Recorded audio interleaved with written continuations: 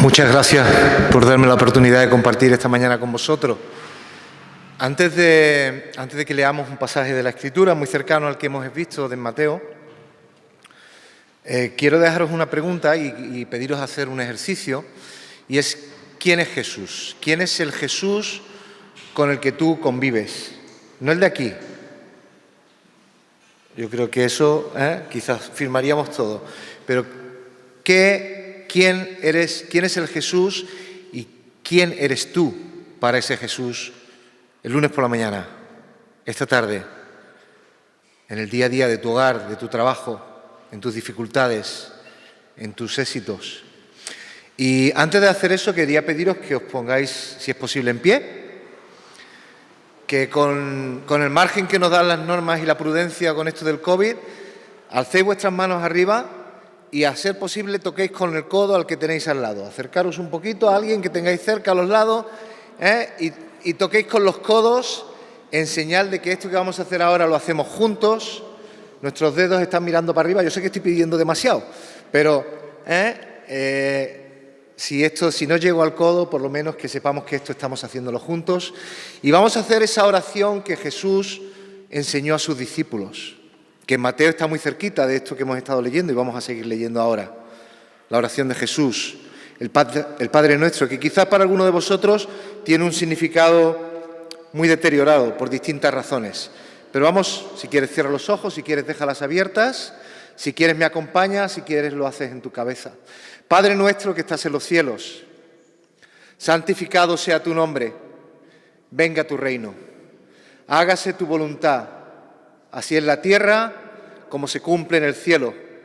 El pan nuestro de cada día, dánoslo hoy, y perdona nuestras deudas, así como nosotros perdonamos a nuestros deudores. No nos dejes caer, no nos dejes solo en la tentación, y líbranos del mal, porque tuyo es el poder, la honra, la gloria, ahora y para siempre. Amén. Podéis sentaros. Coge tu aplicación de notas en tu móvil o un papel si tienes a mano, y si no, hazlo en tu mente. Pero quiero darte un par de minutos para que escribas. ¿Quién es Jesús para ti? Sé honesto, no lo vamos a publicar ni lo vamos a comentar, pero habla contigo mismo. ¿Quién es Jesús para ti? Jesús, en lo que llevamos de mañana, a través de la palabra, a través de las alabanzas, ha surgido de distintas maneras. Y nosotros lo hemos ratificado con nuestras bocas, quizás con nuestro corazón, con nuestra mente. ¿Quién es honestamente Jesús para ti? ¿Cómo es ese Jesús? Dibújalo, escríbelo, anótalo.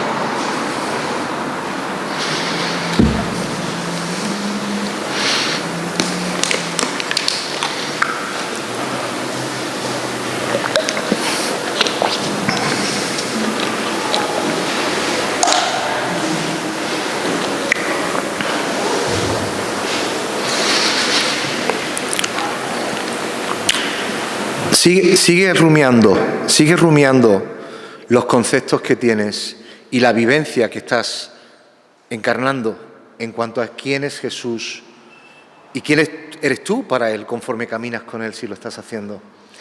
Vas a oír quizás algunos énfasis hoy de mi boca, quizás algunas palabras que posiblemente te van a provocar. Quédate conmigo hasta el final y sobre todo que el Señor, como hemos orado, con su palabra, con su espíritu, ilumine, alumbre y empodere lo que Él tiene que ser contigo y en ti. Vamos también en el Evangelio de Mateo. Yo lo voy a leer de la adaptación que ha hecho el Reina Valera en el 2017, que ya en la nueva del 2020 queda así, y en la que hay algún pequeño cambio muy interesante que ha corregido algo que no teníamos en ninguna de las versiones en español y en castellano. y muy importante para este pasaje. Pero puedes abrirlo si quieres en tu Biblia, cualquiera, y si quieres, pues síguelo con lo que yo voy a estar leyendo. Vamos al capítulo 7, versículo 28, y vamos a leer hasta el 8, versículo 17. Mateo nos dice así: Cuando terminó Jesús estas palabras, la gente estaba admirada de su doctrina, porque les enseñaba como quien tiene autoridad y no como los escribas. Cuando descendió Jesús del monte, se le acercó un leproso. Cuando descendió Jesús del monte le seguía mucha gente. Entonces se le acercó un leproso, se postró ante él y le dijo: Señor, si quieres, puedes limpiarme. Jesús extendió la mano y lo tocó, diciendo: quiero, sé limpio. Al instante la lepra desapareció y Jesús le advirtió: mira, no lo digas a nadie, sino ve, muéstrate al sacerdote y presenta la ofrenda que ordenó Moisés, para testimonio de la curación ante ellos. Al entrar Jesús en Capernaum, se le acercó un centurión, rogándole: Señor, mi criado está postrado en casa, paralítico, gravemente atormentado. Jesús le dijo: ¿iré yo y lo sanaré? Respondió el centurión: Señor, no soy digno de que entres en mi casa, bajo mi techo. Solamente di la palabra y mi criado sanará. Pero también yo soy hombre bajo autoridad y tengo soldados a mis órdenes. Le digo a este: ve y va, al otro: ven y viene, y a mi siervo: haz esto y lo hace. Al oírlo Jesús se maravilló y dijo a los que le seguían: de cierto, que ni aún en Israel he hallado tanta fe. Os digo que vendrán muchos del oriente y del occidente y se sentarán con Abraham, Isaac y Jacob en el reino de los cielos. Pero los hijos del reino serán echados a las tinieblas de afuera, allí será el lloro y el crujir de dientes. Entonces Jesús dijo al centurión: vete, y que te sea hecho como lo creíste. Y su criado quedó sano en aquella misma hora. Fue Jesús a casa de Pedro y vio a la suegra de éste postrada en cama, con fiebre. Entonces tocó su mano y la fiebre la dejó. Ella se levantó y los servía. Al llegar la noche le llevaron muchos endemoniados y con la palabra echó fuera a los demonios y sacó a todos los enfermos, para que se cumpliera lo dicho por el profeta Isaías. Él mismo tomó nuestras enfermedades y llevó nuestras dolencias. Amén. Esto que acabamos de leer está ocurriendo en el contexto de que Jesús ha terminado de enseñar el Sermón del Monte, ¿verdad? Esas preciosas enseñanzas que tenemos entre los capítulos 5 y 7 de Mateo. Ha sido un poco más de un año, justo antes de que explotara el COVID. Lidia y yo tuvimos el privilegio de poder estar en Israel y una de las cosas que más nos impactó fue poder estar escuchando a alguien sentado debajo de un olivo en una zona posiblemente muy cercana donde esto está ocurriendo, recitar de memoria esos 3 capítulos y estar escuchando, queriendo escuchar la voz de Jesús en esa situación. ¿Cuántos de aquí conocéis los montes de San Antón? Venga, estamos en Málaga. A ver, los malagueños, ¿habéis estado en los montes de San Antón? No puede ser. Hay que explorar vuestro pueblo, que yo soy manchego, sevillano, ya más tiempo aquí en Málaga, así que boquerón adoptivo. Bueno, muy cerquita de aquí, a la altura del Palo, hay unos preciosos, está a un paso, subiendo se llega desde la carretera de la playa. En 10 minutos, menos de 10 minutos, dejas el coche por ahí aparcado y tienes un sendero que lo puede hacer cualquier persona, no es complicado, y tienes todas las vistas de toda la ciudad de Málaga, al este, al oeste, en plena naturaleza, precioso. Vale, pues los que ya conocéis, si no los montes de San Antón, los montes de Málaga, habéis subido por lo menos a la Virreina, habéis estado en algún punto de esta preciosa ciudad donde teníais unas vistas desde arriba que os daba esa perspectiva de poder estar fuera de lo cotidiano, fuera del estrés, de las dificultades, poderte quitar la mascarilla en estos días. Jesús ha estado ahí, Jesús ha estado en una colina más pequeña que los montes de San Antón. Y lo que hemos empezado a leer nos dice que Jesús ha estado allí enseñando. ¿Y qué dice que la gente ha percibido? Que Jesús enseña con una autoridad que no ven en aquellos como yo que nos subimos al púlpito, en aquellos que son maestros de la ley, en las autoridades religiosas de su tiempo. Un detalle aquí muy interesante. Jesús, no me quiero mover porque están grabando, si no habría hecho un poquito aquí de movimiento, pero imaginaros esa silla ahí abajo.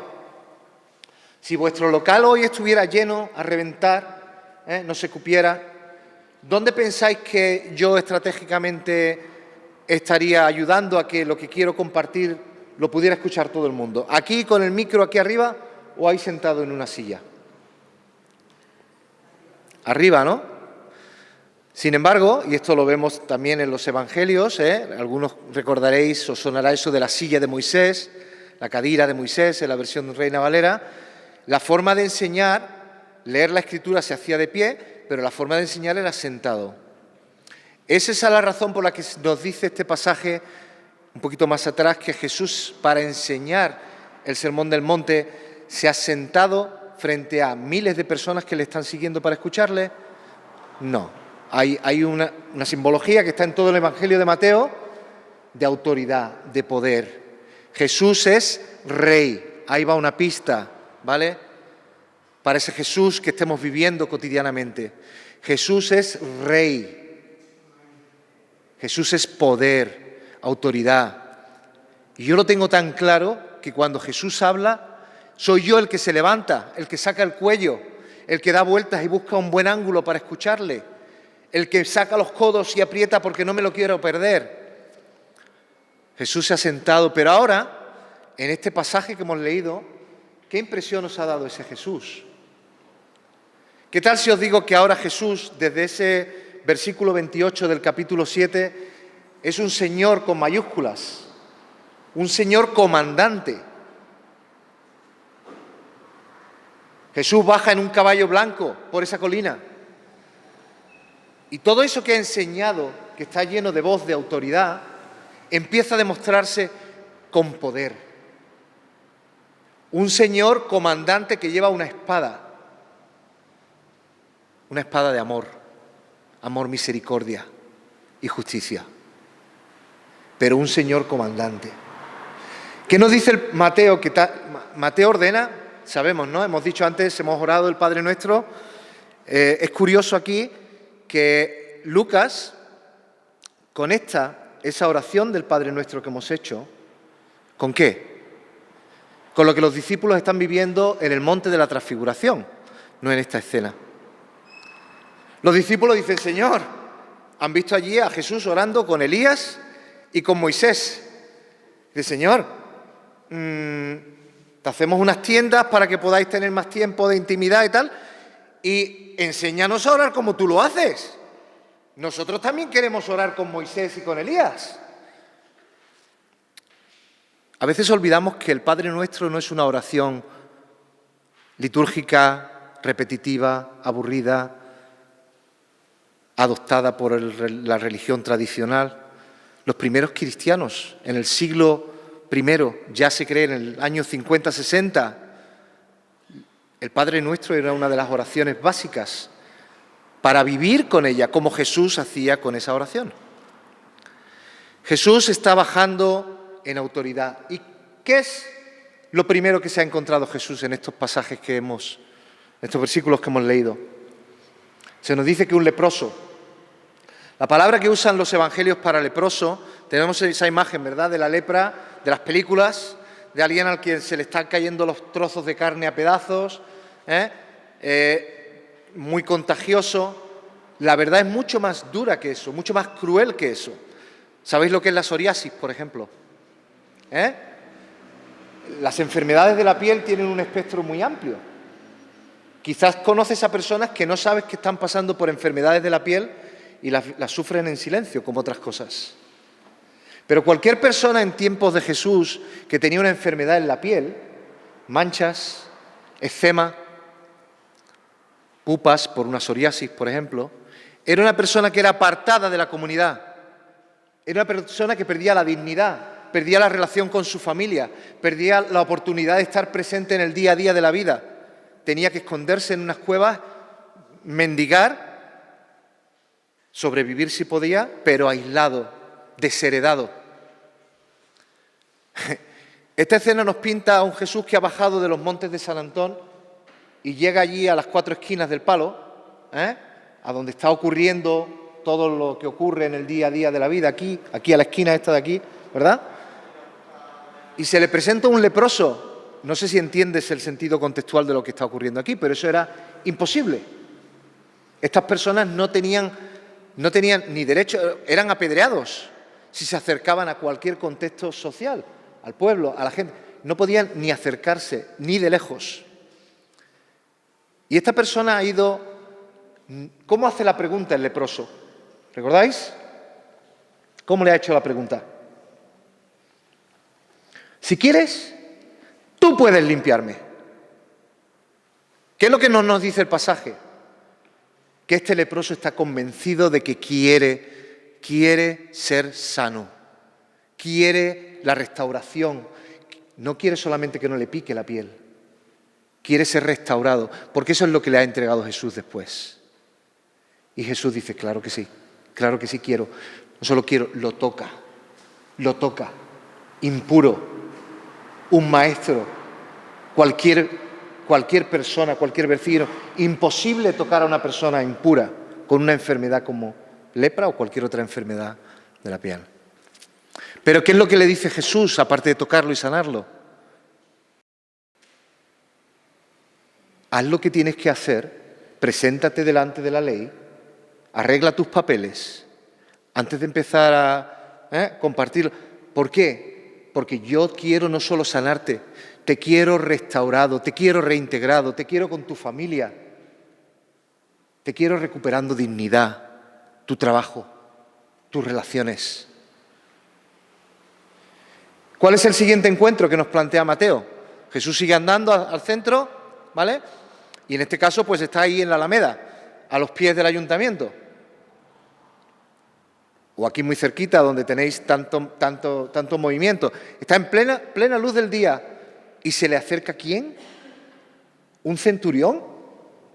¿Estamos entendiendo lo que está pasando aquí? Hay 2 encuentros de Jesús exclusivamente en el Evangelio de Mateo, no los tenemos en los demás. Uno es este, el otro está en Mateo 15, en el encuentro entre Jesús y la mujer sirofenicia, la mujer filistea, la mujer del pueblo enemigo ancestral del pueblo de Israel. Esos dos no tenemos tiempo para ir ahí, pero os animo a estos días ir a Mateo 15 y encontrar lo que os vais a encontrar y leerlo en esta clave. Jesús está hablando con alguien que se acerca a él de nuevo en una situación muy indigna. Un romano, un representante, un jefe de una centuria, un jefe de 100 al menos soldados puestos allí, posiblemente que se conocían de antes. Recordemos que Capernaum es el lugar donde ha crecido Jesús. Y fijaros, aquí os decía alguien antes que quizás en cualquiera de vuestras versiones la pregunta que le hace Jesús cuando el centurión le explica lo que pide. Por cierto, ¿qué pide el centurión? La situación es tan indigna para el centurión como lo es para Jesús. Es un hombre que tiene poder sobre personas. Es un hombre que está imponiendo la ley y que está sometiendo a otro pueblo. Es un hombre que tiene esclavos. Es un hombre que nos dice que él sabe que cuando pide a un soldado que vaya allí o que venga aquí, o a sus siervos, sus esclavos que hagan esto o lo otro, cumplen. Y él se está exponiendo a venir a pedirle a un maestro judío ayuda.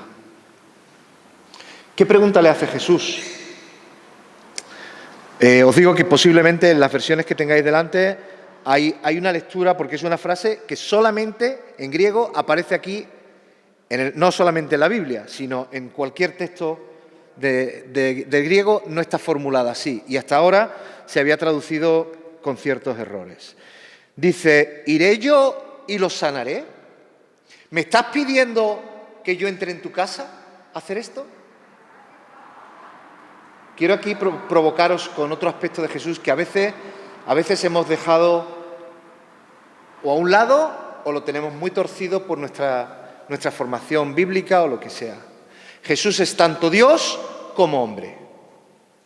Jesús tiene, como tú y como yo, Jesús de la palabra, tiene que acudir al Espíritu del Padre para resolver lo que tiene por delante. Igual que ocurre con la mujer sirofenicia, Jesús encuentra aquí una situación culturalmente para él abominable. Jesús no ha entrado ni va a entrar en la casa de ningún gentil en los evangelios. Religiosamente impuro de nuevo. Imposible. Y Jesús está pidiéndole a Dios conforme habla con este centurión y al centurión le dice, ¿me estás pidiendo que yo vaya a tu casa a hacer esto? ¿Cómo le viene la respuesta a Jesús? Por la boca del centurión, por la boca de este impuro gentil. ¿Qué le dice el hombre? ¿Qué le dice el centurión, el soldado? No tienes que venir a mi casa. Yo soy indigno de que tú pises el portal de mi casa. Solo tienes que decir la palabra. No sé vosotros, pero yo tengo el vello de punta. Nosotros andamos por la calle en nuestro día a día entendiendo que el Señor tiene hombres y mujeres como este centurión, como aquella mujer sirofenicia que le suplica a Jesús, sana a mi hija. Tanto la mujer sirofenicia como el centurión ni siquiera vienen a pedir por ellos, vienen a pedir por los suyos. El centurión, que es un esclavo paralítico para un centurión romano. ¿Qué valor tiene para que se preste a la vergüenza frente a sus compañeros, frente al pueblo, de venir a pedirle ayuda a este Jesús? Pero ambos tienen claro que cualquier dignidad vale menos que venir en la seguridad de que ese Jesús tiene el poder y la autoridad para, con una palabra, sin venir a tocar nada mío, sin acercarse a mí, porque yo sé cuál es mi indignidad, yo sé de que yo no soy digno, que no merezco, pero tú tienes el poder y la autoridad para, con simplemente tu palabra, hacer lo que estoy pidiendo. Os planteo aquí una segunda escena, que no me la invento yo, la veis en el Evangelio de Mateo. ¿Dónde han estado los discípulos hasta ahora? ¿Dónde hemos estado nosotros en el pasaje? Recordaréis, ¿no? En el versículo 28 dice, cuando terminó Jesús estas palabras, la gente estaba mirada de su doctrina porque enseñaba bla, bla, bla. Capítulo 8, cuando descendió Jesús del monte, le seguía mucha gente. ¿Dónde ha estado esa gente mientras Jesús trataba y tocaba al leproso y ahora en ese encuentro indigno y vergonzoso con el centurión? De momento mudos, muy posiblemente avergonzados. Y en este momento Mateo, como si estuviera grabando una película, gira el enfoque de esa conversación con el centurión que todavía está sin terminar y la lleva a nosotros, a los discípulos. Dice, no he encontrado en todo Israel una fe como la de este hombre. Ese banquete de los patriarcas al que todos queremos llegar un día, al que nos vamos a sentar con Jesús para disfrutar por la eternidad, va a estar llenos de hombres y de mujeres del norte, del este, del sur y del oeste, de los 4 puntos perdidos, de los que no sospechamos, de los que muchos están en nuestra ciudad, de los que consideramos desheredados, de los que nos avergonzaríamos de tocar o de estar reunidos con ellos. ¿Qué tal si cuando Jesús bajó de los montes de San Antón, ahí en las 4 esquinas se hubiera cruzado con el jefe de la droga de ahí del Palo? O el tratante de personas que está esclavizando a personas con seso. O alguno de los que están forrándose esclavizando con pornografía a través del Internet a muchos de nosotros y de nuestros hijos. ¿Cómo nos sentiríamos viendo a Jesús no solamente tratar, sino aquí viene la epítome, aquí viene el sumum de esta situación? El enfoque vuelve otra vez al centurión. ¿Qué le dice Jesús? Lo que tú has pedido aquí acaba de ocurrir ahora mismo. Vete. Se ha hecho con respecto a tu fe. ¿Hemos leído esto sin darnos cuenta de lo que estábamos leyendo? La mujer sirofenicia y este centurión son los dos únicos casos en los evangelios en los que Jesús está, el Padre, a través de Jesús, está permitiendo que poder divino ocurra por la fe de una persona pagana, supuestamente, y tenga su efecto en una persona que ni físicamente está ahí presente, en aquel mismo momento y en aquella misma hora.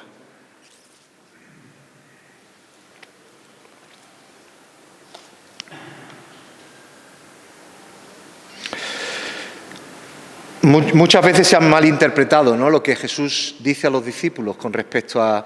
Yo titulé, no lo hemos mencionado, titulé lo que estamos haciendo hoy, la radical economía inclusiva y exclusiva del reino de los cielos.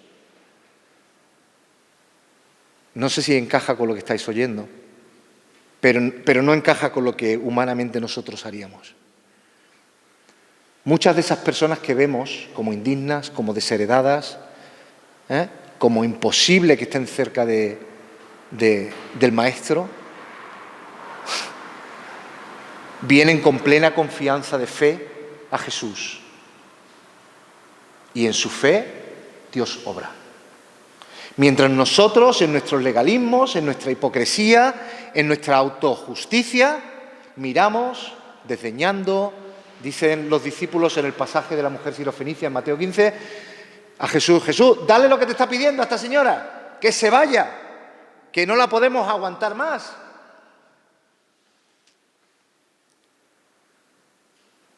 Y dice aquí el pasaje de Mateo que muchos vamos, de esos que estamos dentro y que tenemos el pasaje VIP a ese gran banquete del reino de los cielos, vamos a rechinar los dientes. Rechinar los dientes es una expresión de envidia.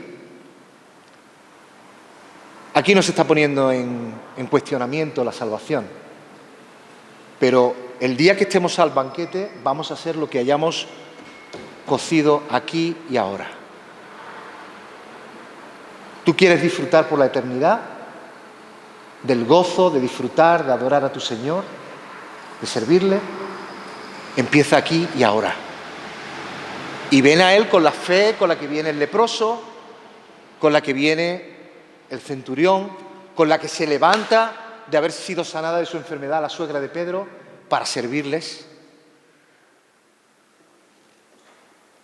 Y esta es la última escena, quizás, y yo quería enfocarla con nosotros, porque quizás no es una casualidad, quizás es la escena en la que podemos sentirnos más familiares.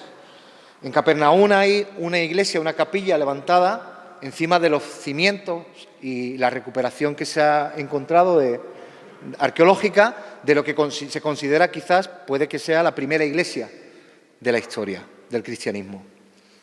Y está fundada sobre lo que se cree que era, hay más datos que otros lugares donde la tradición dice aquí y allí, se piensa que pudo ser esa casa de Pedro, sus padres, donde Jesús, no olvidemos, lo sabemos por los demás evangelios, había sido su casa también.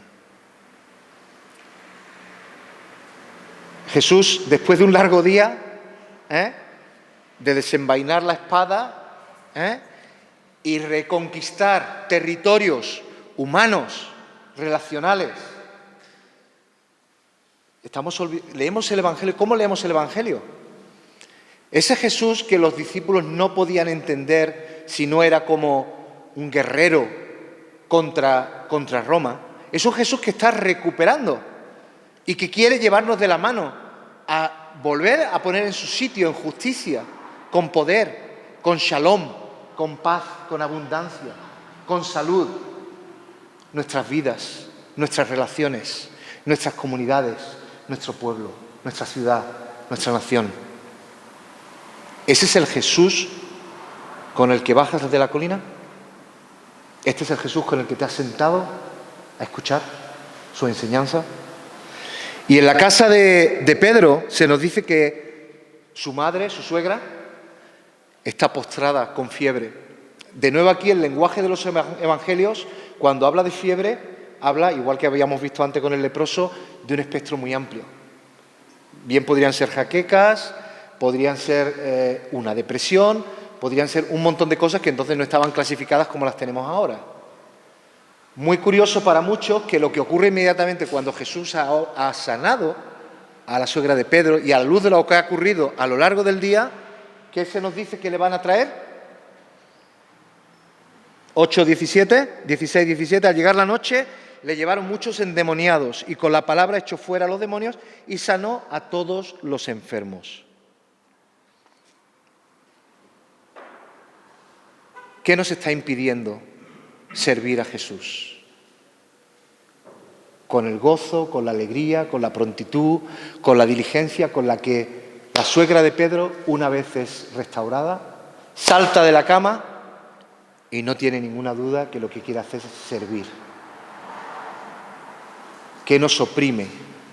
¿Qué nos tiene enfermos? ¿Qué nos ha quitado la libertad? ¿Quién? ¿Qué? Confiamos en Jesús para poder ser parte de esa reconquista de vidas, de relaciones, de cada una de las cosas que nos lleven a poder servir íntegramente, a hacer que el reino avance aquí y ahora. Dice el último versículo que hemos leído, el 17. Para que se cumpliera lo dicho por el profeta Isaías, él mismo tomó nuestras enfermedades y llevó nuestras dolencias. Yo siempre había leído ese versículo un poco, pues mira, una mención explícita del Antiguo Testamento, de una profecía. Como que eso está ahí, pues el Nuevo Testamento está lleno de todo eso. ¿Por qué hay una mención explícita aquí? ¿De quiénes son las debilidades? ¿De quiénes son las enfermedades? Y vuelvo a preguntarnos, ¿qué papel han tenido los discípulos, nosotros, en toda esta historia? Un silencio atronador. El silencio de la vergüenza, de la descomposición. Están en shock por lo que están viendo a Jesús ser y hacer. ¿Cuáles son?